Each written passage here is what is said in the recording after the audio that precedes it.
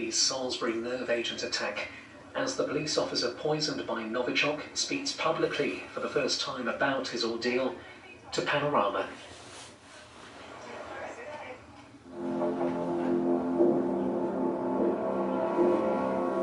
Everything was juddering, my whole body was just dripping with sweat. I was petrified. This is the inside story of the Salisbury nerve agent attack, told for the first time by those who were there. The material was a nerve agent called Novichok. It's one of the most dangerous substances known.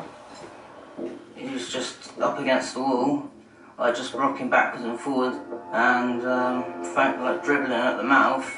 There was certainly a very real expectation early on that these people could die from this.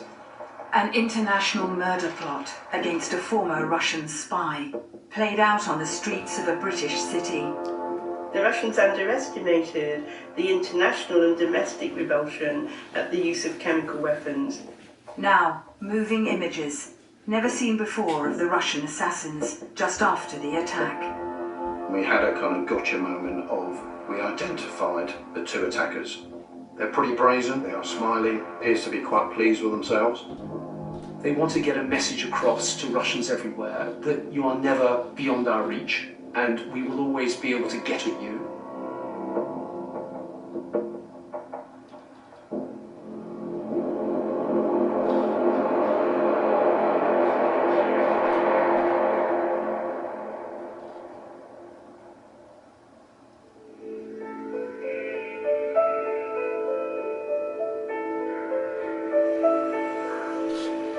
Salisbury, on a quiet afternoon in March. The cathedral city is emerging from a bitterly cold Siberian storm. Detective Sergeant Nick Bailey is on duty. There'd been a lot of snow a few days before, which had been quite disruptive, and I just started my duty at 3, doing my normal work. Paramedic Ian Parsons gets an urgent call. We'd just come off of the beach from the east, and it was quite a busy day. I responded to a call that came through as a Cat 1 emergency. Meg Edgar, a retired teacher, is passing through the city centre. I could see that there was somebody sitting very still on the bench over there, and what appeared to be somebody on the ground at their feet. I saw a patient lying on the floor that was struggling to breathe. It did look urgent. A shop assistant is on her break. The woman, she was bitten quite badly. She just couldn't control her body. Her father was more rigid. They're treated immediately at the scene, then rushed to Salisbury District Hospital.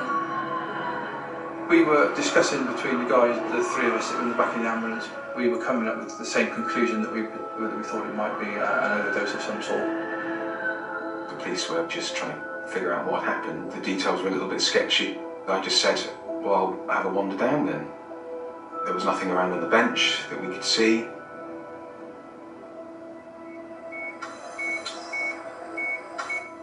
In intensive care, the patients are in a coma, their vital organs in shutdown. Staff are struggling to diagnose them.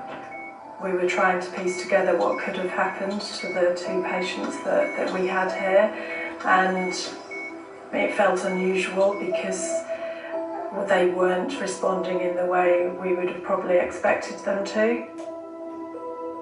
That evening, not knowing why two people are critically ill, the fire brigade take no chances. This might be a chemical incident. They were putting on the big green hazmat suits and getting out equipment and hoses. It was just like something we'd never seen in Salisbury before. Horton Down, on the outskirts of Salisbury, is alerted. It's home to the government's Defence Science and Technology Laboratory. We can only tell you the first name of the lead scientist dealing with chemical threats. Wiltshire Police were asking questions really around some of the symptoms that the individuals were displaying, which were not entirely consistent with drug overdose, essentially, which was what the theory was at the time. What happens here is usually top secret. Their job, to protect British troops from chemical weapons on the battlefield. We handle the most hazardous types of materials, like plague, anthrax, and agents that have been developed as chemical weapons. They range from things like chlorine through to nerve agents. It's only when the patient's clothes are searched for proof of identity that the first clue emerges. A police officer goes online to look up a name, Skripal. That officer used their nous and did some Googling, and there was a wiki footprint in relation to Mr. Skripal. I had a call from the on-duty superintendent, who I always remember the words, "Boss, I hope you're sitting down for this one." The couple fighting for their lives in Salisbury Hospital are revealed as Sergei Skripal, a former Russian spy, and his daughter Yulia.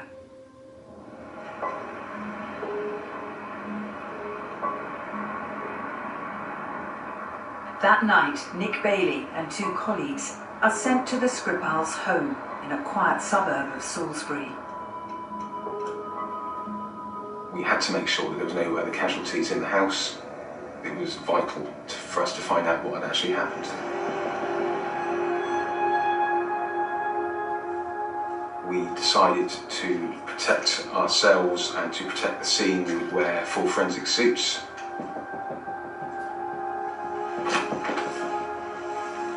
I was the first person into the house. The house was in darkness. It just looked normal. There was nothing untoward. We came out of the house, secured it again, took our forensic suits off, which we then bagged up, and then we went back to the station. Once I'd come back from the house, the Skripal's house, my eyes were like my pupils were like pinpricks, and I was quite sweaty and hot. At the time, I put that down to being tired and stressed. Nick goes home, hoping he'll sleep it off.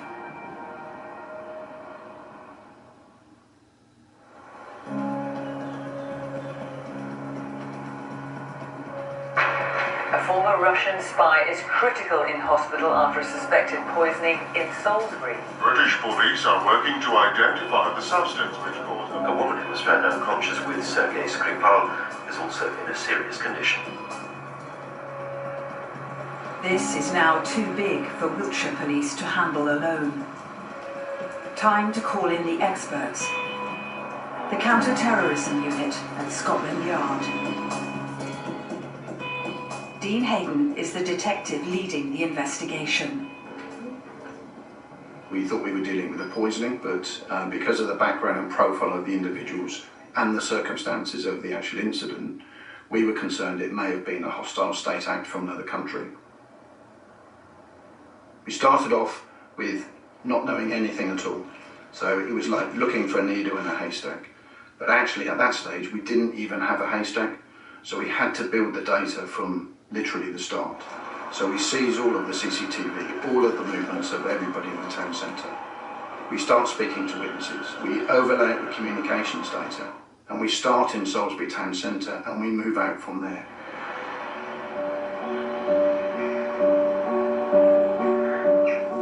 By now, Nick Bailey is feeling terrible.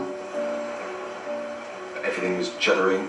I was very, very unsteady on my feet. The sweating had gone from my forehead down my back. My whole body was just dripping with sweat. Nick's family rush him to hospital. Must have been pretty frightening for you. Yes, it was. It was horrendous. I was confused. I didn't know what was going on, and it was really, really frightening. At Porton Down, they work around the clock on blood samples to find out what poisoned the Skripals and Nick Bailey. It was a jaw-dropping moment. I went through a number of emotions from disbelief to anger. We identified that the material was a nerve agent called Novichok. It's one of the most dangerous substances known. It's quite unique in its ability to poison individuals at very low concentrations. For the first time ever, a nerve agent has been used in an attack in Europe. Professor Tim breaks the news to Wiltshire Police. Tim came into my office and gave us that brief that this was nerve agent. I say that sort of a gasp-stroke sense of disbelief for us, but for a moment I guess it rocks you. They said that you have this Novichok, this nerve agent in your blood system. What was your reaction? Confusion. I didn't understand how it happened. Scared, because it's the fear of the unknown, because it's such a dangerous thing to have in your system. Knowing how the other two were, or how badly they'd been affected by it, I was petrified. From a clinical point of view, we were certainly faced with something that we had not dealt with before. As a team of intensive care doctors, there was certainly a very real expectation early on that these people could die from this.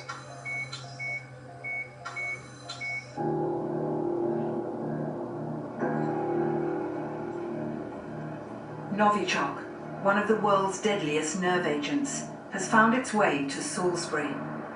But how? The answer lies in Moscow, in this anonymous-looking building, once home to a top-secret Soviet laboratory.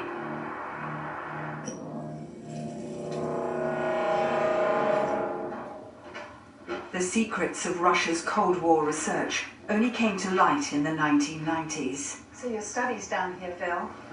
That's when this scientist who'd worked there fled to America. He published the chemical formulas of the nerve agent he helped create. Academy of Science of USSR. So that's you as a young scientist in your laboratory? Yes, I was working there. The Russians called it the newcomer, Novichok, thought to be 10 times more toxic than any nerve agent created before or since. The person starts to go blind. That's the first sign. The second is difficulty breathing, even to the point they stop breathing. The third sign is constant vomiting. The fourth, uncontrollable convulsions. The Russians weaponized Novichok for the battlefield. The tiniest dose can be fatal. To kill a person, you need about 1 milligram. To be sure, 2 milligrams. The scientists who developed Novichok for the motherland received the highest honors, but Vil's conscience wouldn't allow him to stay silent.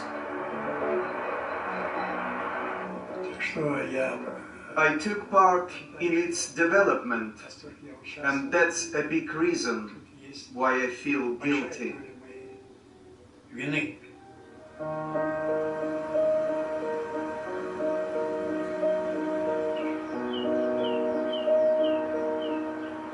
Salisbury is now in the grip of a contamination scare on a scale never seen before in Britain. Scientists have to find the Novichok, but it can't be detected on site, only back in the lab. Like oil, it sinks into porous surfaces and is spread by touch. The military are alerted. For security reasons, we're not naming any of those involved. It's like trying to find where you've put invisible ink. The person who come in with the ink has put their hand on the table. So that's going to be the hottest spot. And every time you move, it can move around the room, around the table. Not to the same level on each time, and you've got to detect where that's gone. Retracing the victim's footsteps is vital. The pub where Sergei and Yulia Skripal had a drink, the restaurant where they ate, the car park they used, and the bench they collapsed on. 9 sites are cordoned off. We couldn't take any risks with this, and there was potentially huge public anxiety there. We had people attending our accident and emergency department because they were worried that there was a sense as to how big could this get, and a worry, really, as to what we were actually dealing with. Doctors and scientists desperately try to find the right combination of drugs to fight the poison. I was conscious throughout the whole time. It was painful at the beginning, and I had a lot of injections, a lot of needles. I think I had 5 or 6 infusions at any one time in my arms. Physically, I felt quite numb after a while. One of the Skripals was in a room right next to me. It was all guarded by the police. I had no idea how they were doing. One moment you'd have a nurse coming in with a sandwich for you, dressed like top to bottom in protective gear, closely followed by my wife and kids who were allowed to just walk in. So it was very confusing.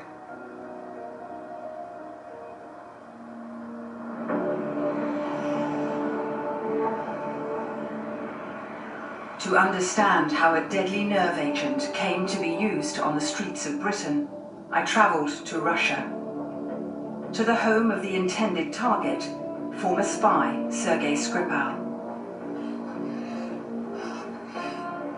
I've come to Yaroslavl to meet some members of the Skripal family who are closest of all to Sergei and Yulia, his mother and his niece.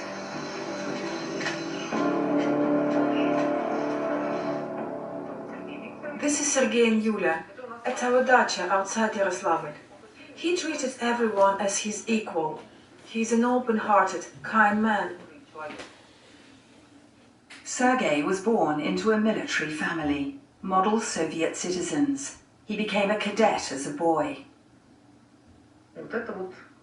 This is his wedding with Aunt Luda. Sergei and Ludmila's wedding. Sergei and his wife Ludmila had 2 children, son Alexander and daughter Yulia. Ours is an ordinary family, built around our grandmother and grandfather. We've all stayed in touch. Sergei became a paratrooper. He served with distinction in Afghanistan.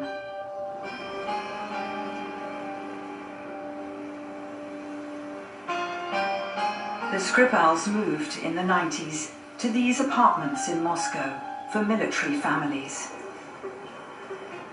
There was nothing remarkable about the flat. There are millions like that in Moscow. Everyone would visit, and he was happy to see us all.